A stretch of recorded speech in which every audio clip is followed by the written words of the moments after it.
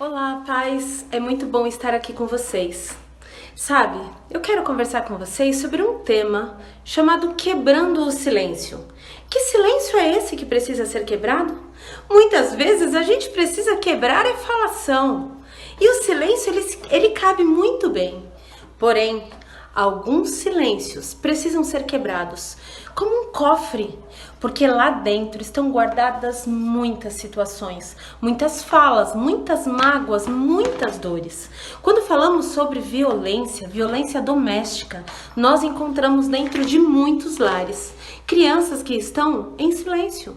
Você já percebeu um vizinho, um amigo, um sobrinho, algum aluno que não fala nada, não comenta nada, que o sorriso foi roubado? Que muitas vezes chega em casa, entra no quarto e lá no quarto fica.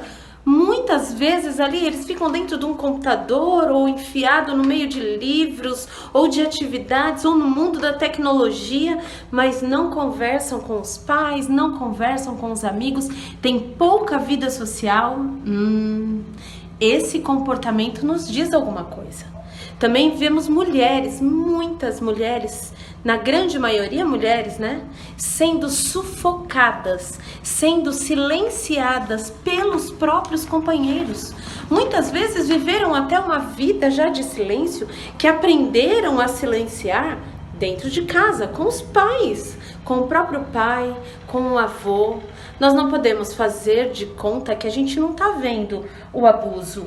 O abuso é real e ele é muito mais real do que a gente imagina. Ele está acontecendo de diferentes formas. Quando a gente fala de abuso, nós estamos falando do abuso físico, que acontece no aspecto onde é mais visível. Nós estamos falando de um abuso psicológico, onde não se vê, mas criam marcas doloridas. A gente fala de abuso sexual. Só para vocês terem uma ideia, mais de 50% dos abusos sexuais, eles acontecem em crianças. Olha que absurdo! 76% de adolescentes que foram abusadas foram meninas e 24% meninos.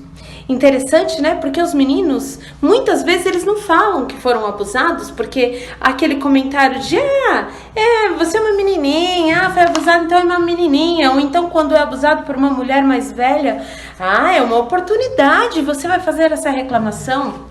A verdade é que o abuso, ele acontece quando alguém de um maior poder ou de uma maior influência, de um poder social maior, ele acaba invadindo o espaço do outro.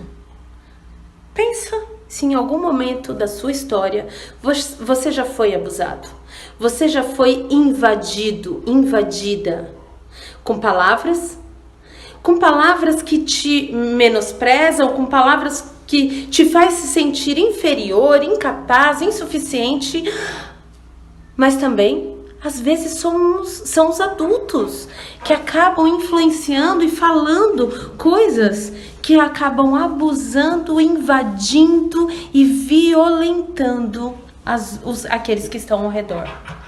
É muito importante cuidar desse tema.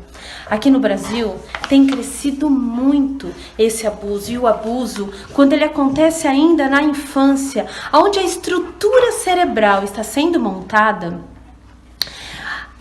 o hemisfério esquerdo, ele é muitas vezes influenciado. Abusos com grande impacto, eles desestruturam a parte fisiológica da mente.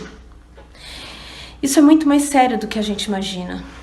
Sabe, nós não temos a nossa lei, o ECA, né, que é o Estatuto da Criança do Adolescente, em que dá o direito dela ter liberdade, dela ter o cuidado, dela ter o respeito. Ele é muito bem escrito, ele é ótimo. Perante a lei, ele é muito bom. Mas essa responsabilidade de cuidar não é só do Estado, não está somente na política.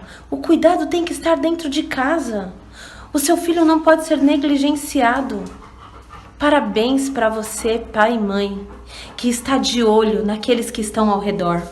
Parabéns para você, pai e mãe, que estão de olho nos vizinhos, nos primos. 80%, e agora falando do abuso sexual, 80% dos abusos sexuais acontecem dentro do próprio espaço da casa. E eles estão cercados de pessoas próximas, familiares. Parabéns, pai e mãe, que está colocando seu filho no clube de desbravadores, que está de olho em tudo o que acontece, no que ele assiste, no que ele ouve. Isso tudo tem uma grande influência. Existe um mercado muito forte da pornografia. Eu não posso deixar de dizer que isso é uma violência à estrutura emocional do seu filho. Comece a perceber comportamentos estranhos, ok? Se ele está demorando demais no banheiro, se ele está se esfregando demais, se machucando internamente. Perceba se o celular dele, você tem acesso a olhar algumas conversas. Cuidado com o celular de colegas. Todos esses aspectos se tornam uma violência.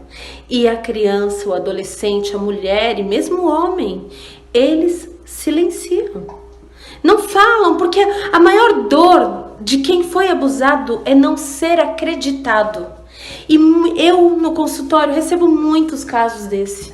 E aquilo que mais machuca não é só o abuso em si, mas é não ser acreditado.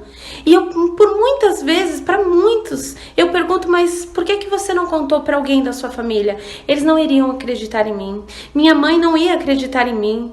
Quando eu falei para o padrasto que o meu padrasto estava me abusando, ela não acreditou em mim e meu padrasto falou, imagina, jamais eu faria isso. Eu gosto dela, ela é uma fofa.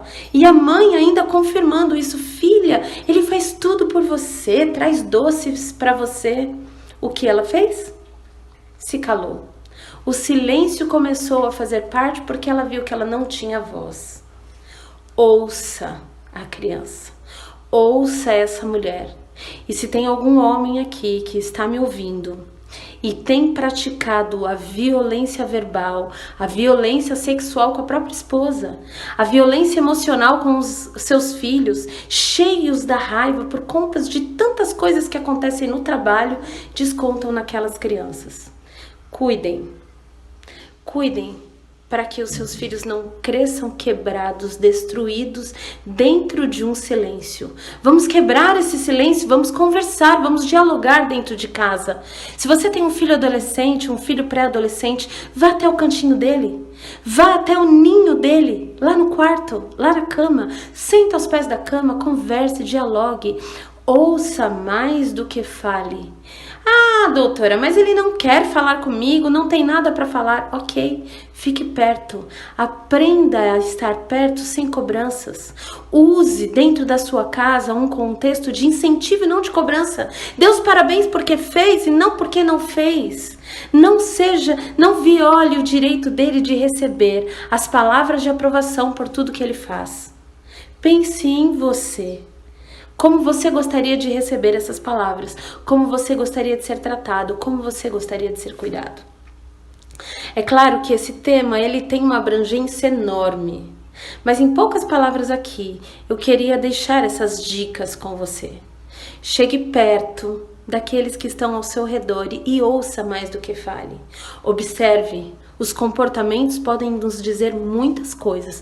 Procure ajuda, divida com algum colega ou algum profissional que você conheça as suas preocupações e receba orientação. Busque orientação na internet, siga algum Instagram onde fala sobre educação de filhos. Fique atento, o seu filho é sua maior preciosidade. Esse fruto, quem vai colher é você. E que delícia, colher um fruto saboroso, um fruto que foi amadurecido no tempo certo. Que Deus abençoe cada um de vocês, dando sabedoria, dando muita paz, dando conhecimento, porque eu tenho certeza que essa sabedoria de Deus, Ele vai fazer toda a diferença na vida de cada um de vocês. Um grande abraço!